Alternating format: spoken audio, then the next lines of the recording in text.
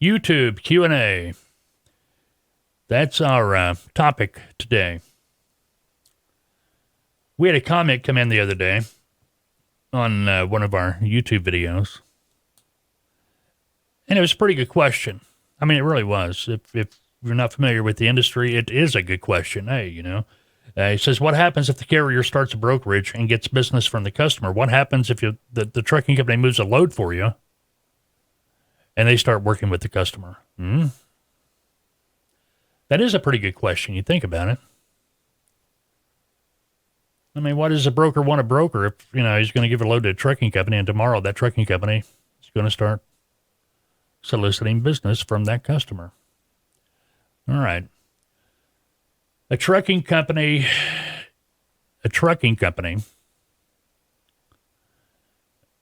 when they go to move a load for a broker, they just don't call the broker, say, hey, yeah, I'll take the load, and it's a done deal. It just don't work that way.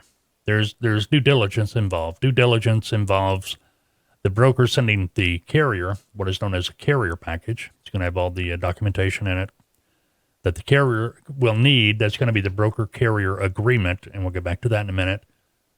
The broker's authority, their property broker surety bond,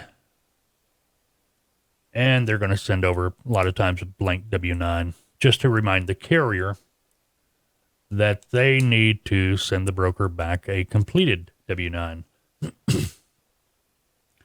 Now, let's go back to that broker-carrier agreement. That broker-carrier agreement, that's known as a continuing contract, the legal term for it.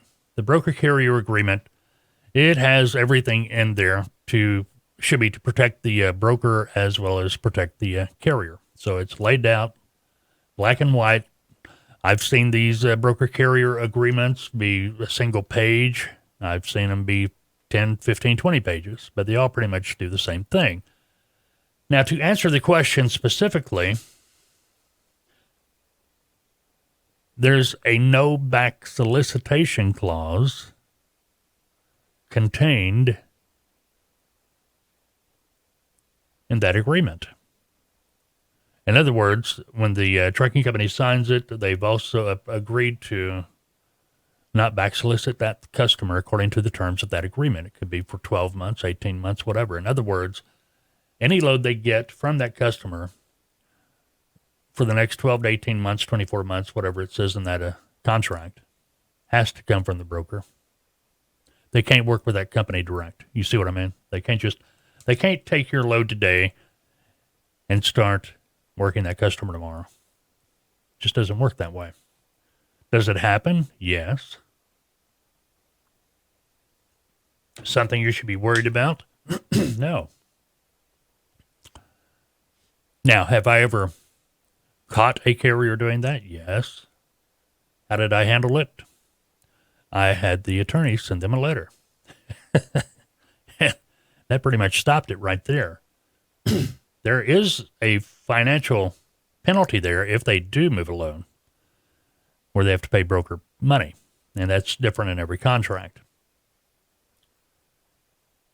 But if you get caught, yes, it can turn ugly. But usually, at least in my situation, the way I've always done it, and it hasn't happened maybe a handful of times in 20, 25 years plus, just get the lawyer to send the letter. Hey, this guy's back soliciting my customer. Okay. That trucking company gets a letter from a lawyer.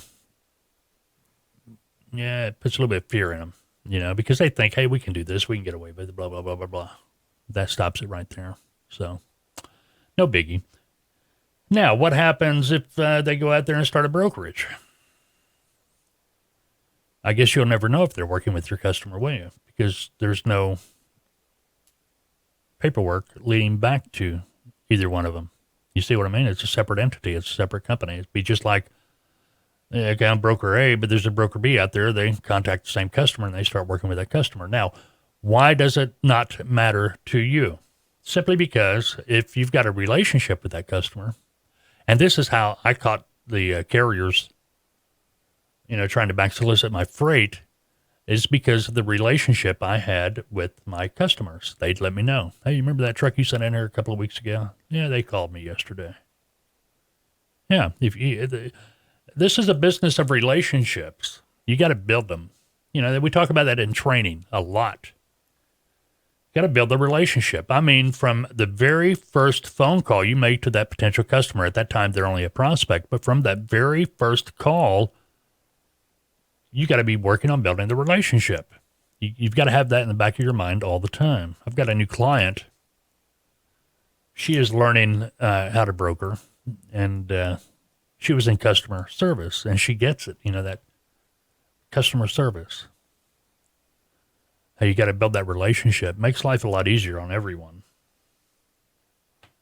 But what I'm getting at, if you're a broker, what you're focused on, what you're trying to, you're not coming in every day crossing your fingers, crossing your toes, hoping that you're going to move a load today. No, when you get out of the startup period and you're out there working as a freight broker on a day-to-day basis, you've built lanes. You've got loads you're going to make money on. You've got loads that you've already told the customer, hey, anytime that load comes up, I'll take care of it. Because you can get a truck for those loads. It doesn't happen overnight. It takes time. You got to build the relationship. You got to, that's one thing we talk about in training. Is you got to have a quantity of customers so you can have a quantity of loads so you can start figuring out what's what. What loads will be making your phone ring? Which ones don't? Which ones have good rates? Which ones don't? What destinations are trucking companies interested in? Which ones aren't? You get the idea. It's a process. That's why I say anybody that wants to be a broker, anybody can do this. It's a matter of if you do it correctly or not, and if you give yourself enough time. You're not going to start brokering tomorrow and start making money next week. Just, not real money, not continuous money. You may, everybody gets lucky. You could start tomorrow and make $1,000 this week. I mean, that's far-fetched. Don't hold me to that because that's not reality by any means of the word. But you could. But it's not going to be sustained. You see what I mean? You got lucky, Guy told me a long time ago, you've heard me say this before. He said, it's funny how lucky I get the harder I work. The harder I work, the luckier I get. You know what I mean? So there you go. Yeah, if you want to learn more about Taltoa, Taltoa, we're a transportation and logistics consulting and training firm. We specialize with freight brokers, freight broker agents, trucking companies seeking to add more revenue to their operation by adding a freight brokerage. And you don't have to go out and get a freight broker license to do this. We always recommend start out as an agent. Anyway, check us out, Taltoa.com, Taltoa.com. We have all kinds of packages from self-study that start at under $300, going up to $2,000. We have packages available that is in-depth, hands-on, live, or on-demand training, followed by you being able to enter our mentorship program. That's where you're going to be able to start your freight broker operation as a freight broker agent through us under our licensed brokerage. So you can begin gaining the experience, building a customer base. And hey, if you move loads, you're going to be paid too. A broker agent they make their money just like a broker, a brokerage with a license, off the profit on the load. The profit is the difference between what the customer paid you to move the load and what you paid the truck. See what I mean? Standard commission for an agent, 60%. Yeah, you're going to see some brokers saying they pay 70%, 75%. I've even seen it as high as 80%. But it's been my experience when they start getting up that high, you have to jump through hoops. They throw it out there because they know you'll never make it to that level. And if you do, woohoo,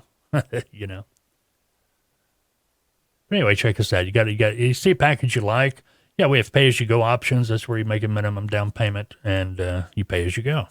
Simple as that. A couple of packages. Find a package you like. You got questions about it, feel free to call me, 479-668-0838.